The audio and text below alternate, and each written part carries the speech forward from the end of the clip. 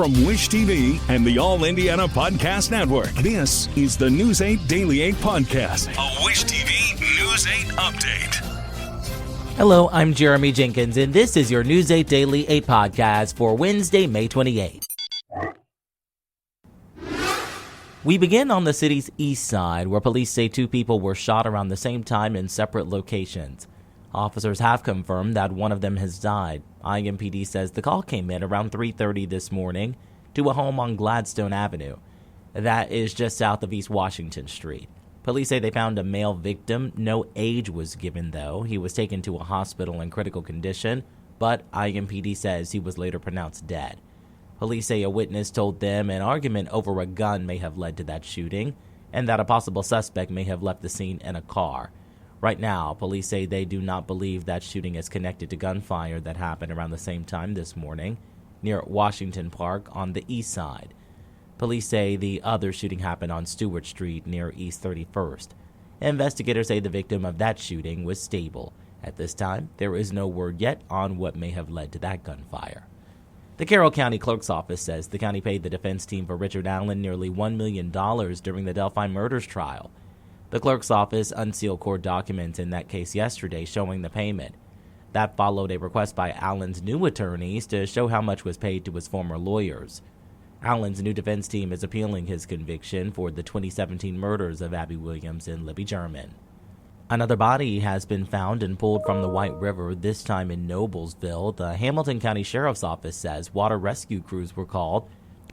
Another body has been found and pulled from the White River, this time in Noblesville. The Hamilton County Sheriff's Office says water rescue crews were called to a bridge near Riverwood Avenue and State Road 37.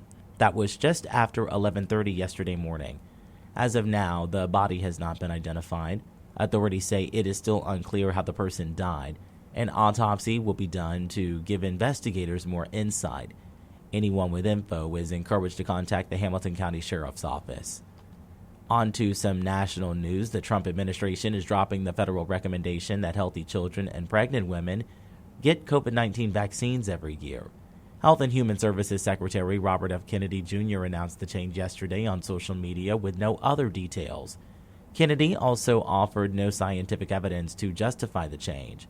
Health experts say this shift could put vulnerable populations at greater risk. The State Department has halted scheduling visa interviews for foreign students who hope to go to college in the U.S. That is according to the Associated Press. The AP says a U.S. official confirms the government also plans to do more screenings of potential student social media activity. That official told the AP the suspension does not apply to any interviews that are already scheduled. But the pause could lead to delays and disrupt college, boarding school, or exchange students' plans to enroll in summer and fall terms. Well, it is almost time to announce our Golden Apple Award winner. She is a fourth grade reading and arts teacher at IMS. She's a mom and is known for her bee-themed classroom. If you need another hint, just take a listen. She likes bees. It's a lot of stuff that are bees. Her decorations in her class are bees then? Believe who you are, be who you want to be. It shows me, and I love that. Well, she won the Golden Apple, okay? And these kids love how this teacher believes in every student. Walk, walk, walk. She's nice, kind, encouraging, and some kids say she's inspiring them to become a teacher. It sounds like she inspires you. Yeah, she's inspiring. She's very kind. She gives us a big heart. Walk, walk, walk. She's always trying to make something fun. She's the best teacher I ever met, even though I just met her this year. Those are just a few of the students you will hear when you find out who tomorrow's winner is. Of course, that reveal will take place tomorrow morning on Daybreak at 7:30. Let's talk sports. Tyrese Haliburton made history last night as the Pacers beat the Knicks 130-121 in Game 4 of the Eastern Conference Finals. ESPN says Haliburton is the first player in playoff history to have at least 30 points, 15 assists, 10 rebounds, and 0 turnovers. That's since the NBA started tracking those turnovers in 1977. The victory puts the Pacers just one win away from their first trip to the NBA Finals in 25 years. News 8 Sports Director Anthony Calhoun reports. Last night's win for your Indiana Pacers against the New York Knicks in Game 4 here at Gainbridge Fieldhouse was all about about the Pacers superstar, Tyrese Haliburton. He literally put this team on his back and set the tone right from the start. He had a triple-double, 32 points, 15 assists, and 12 rebounds against the New York Knicks.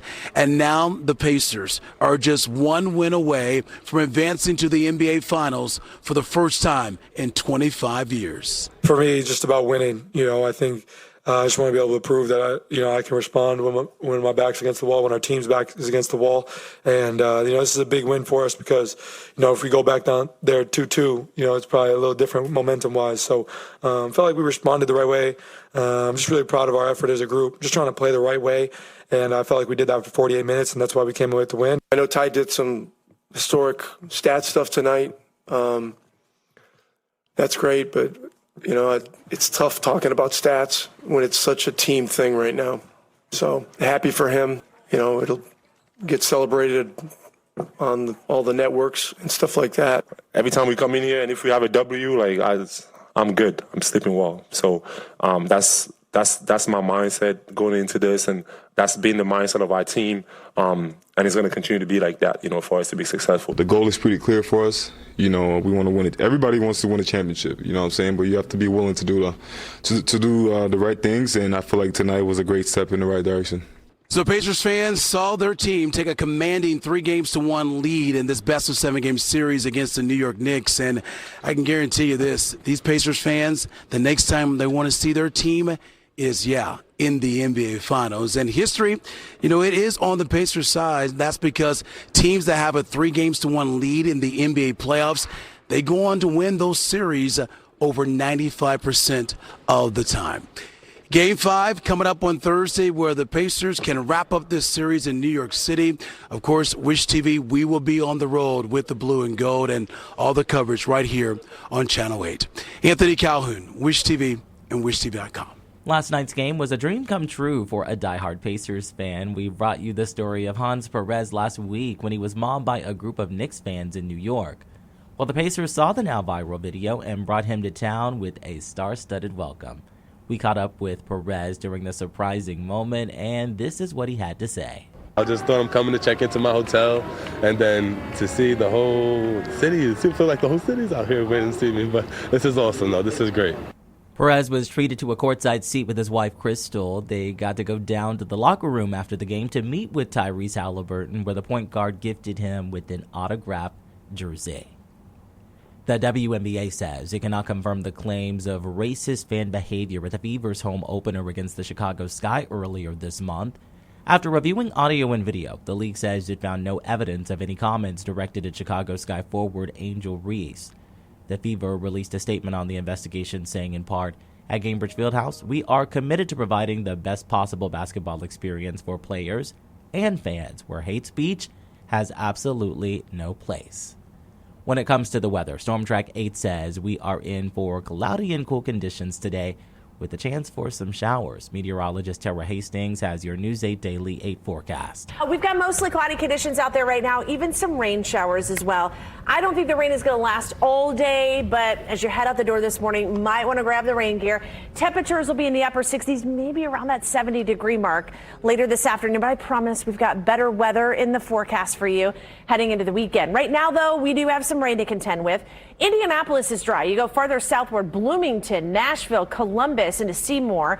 All pretty much of Lawrence County seeing some of this light rain into Bedford, Mitchell, a little bit farther southward around Orleans, and then back to Lagodi, Washington, just a few spotty showers out there for you right now. Here is a live look in Lawrence County over in Bedford, and you can see the rain still coming down.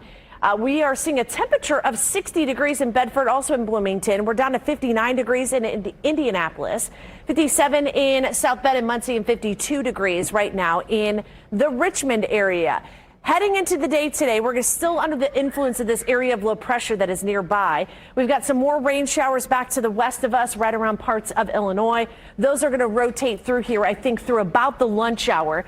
And then eventually we'll see some conditions begin to dry out later this afternoon. And we could even see a little bit of sunshine before the sun sets later today.